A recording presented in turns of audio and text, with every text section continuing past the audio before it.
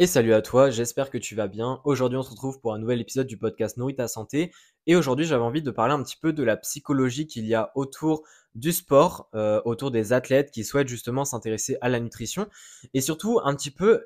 comment est-ce que les athlètes voient l'alimentation, voient le suivi alimentaire, on va dire,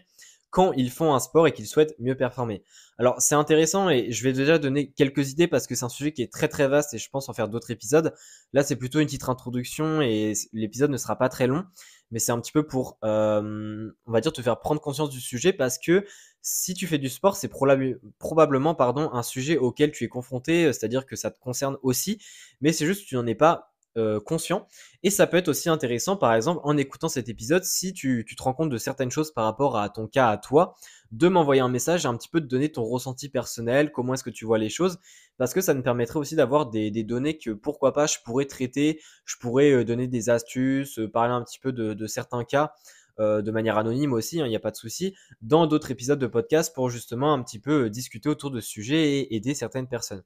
Mais en tout cas, ce sujet-là, c'est tout simplement comment est-ce qu'une personne qui fait du sport voit, on va dire, pas forcément une prise en charge alimentaire, c'est-à-dire pas forcément avec un coach ou autre, mais voit un petit peu l'idée de améliorer son alimentation parce qu'on fait du sport. Et c'est intéressant parce que selon, alors il y a plusieurs études que j'ai lues, hein, le problème de ces études-là et de ce sujet-là de manière globale, c'est que c'est très compliqué d'avoir des protocoles qui sont super fiables. C'est-à-dire que là, j'ai lu des méta-analyses, mais évidemment, selon les études, eh bien, les outils utilisés ne sont pas forcément les plus pertinents. C'est aussi compliqué parce que tout ce qui est psychologie, eh bien, c'est pas quelque chose qu'on peut mesurer forcément. Enfin, évidemment, il y a des choses qui se mesurent maintenant au niveau du cerveau, mais c'est pas forcément quelque chose qui peut se mesurer comme par exemple des tests sanguins ou des choses comme ça. Donc c'est quand même assez compliqué d'avoir des données robustes, mais en tout cas il y a quand même quelques données qui sont intéressantes et je vais te les partager ici. Donc déjà première idée en fait c'est que quand on fait du sport, si on souhaite vraiment faire du sport pour mieux performer, eh bien généralement les personnes qui cherchent vraiment la performance sportive ont généralement beaucoup plus de facilité à suivre, on va dire, un plan alimentaire, à suivre des idées alimentaires, des conseils alimentaires et à les mettre en place dans leur quotidien. Par contre, une personne pardon, qui fait du sport pour plutôt le plaisir et qui n'est pas forcément vraiment lié avec la performance, eh bien il y aura beaucoup moins cette idée de chercher à suivre en fait les conseils alimentaires. Et d'ailleurs, quand on leur donne des conseils alimentaires, généralement, ils ne sont pas appliqués. Autre fait, c'est que les personnes qui font des compétitions, eh bien, avant la compétition, ils sont enfin, ils sont beaucoup plus amenés à être très stricts avec eux-mêmes au niveau de l'alimentation et ça ne leur pose pas problème. Mais par contre, après la compétition, il y a toujours cette idée de relâchement, cette idée de je suis enfin libre, je peux manger ce que je veux. Donc il y a beaucoup une question de j'en profite pour manger beaucoup avant que je retourne en compétition et que je dois me repréparer et donc restrict en alimentation.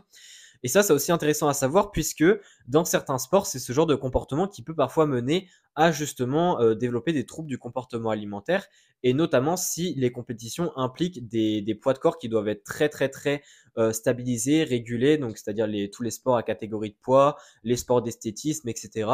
Donc c'est intéressant de savoir ça puisque ça montre en fait que l'alimentation peut être parfois vue aussi bien comme on va dire un fardeau selon la période de l'année, mais aussi comme quelque chose de réconfortant selon la période de l'année et dans ce cas-ci par rapport à la compétition. Et c'est intéressant parce que quand on donne des conseils alimentaires aux athlètes, on a tendance un petit peu à oublier toute cette idée de psychologie derrière et toute cette idée de période, c'est-à-dire que pendant une période, l'alimentation, ça va être trop chiant, etc. Et pendant une autre période, ça va pas poser souci parce que derrière, il y a l'idée de vouloir performer, il y a l'idée de compétition, etc.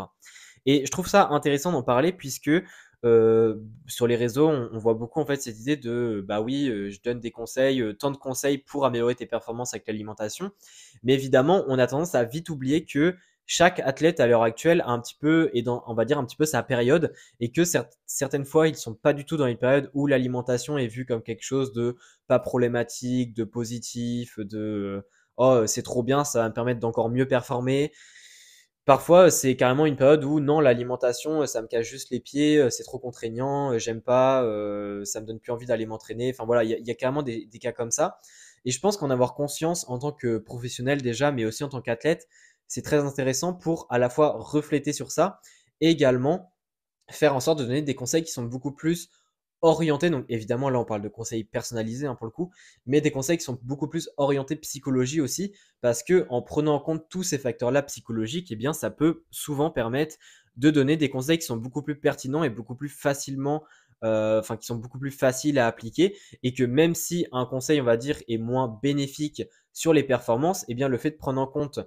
le côté psychologique et que donc ce conseil sera quand même respecté par rapport à un conseil, on va dire, qui était de base plus efficace mais qui ne sera pas du tout respecté, eh bien on se rend compte qu'il y a quand même un meilleur bénéfice à donner le bénéfice qui était de base moins bénéfique. Donc voilà un petit peu ce que je voulais dire dans cet épisode un peu introduction de ce sujet-là. Si évidemment le sujet te plaît, n'hésite pas à m'envoyer un message, à me donner un peu ton ressenti sur cette question-là. Ça m'intéresse d'avoir un petit peu des ressentis perso par rapport à ce sujet-là. Et si tu veux aller plus loin, je prépare un cours sur le post-workout, sur comment optimiser ton post-workout après ta séance pour mieux récupérer de tes séances et donc pour améliorer tes performances à long terme. Donc si tu souhaites en savoir plus, je t'invite à me suivre sur Instagram, j'en parle régulièrement jusqu'à ce que je vais le sortir dans le mois de mars. Et on se dit sinon à la prochaine. Allez, ciao.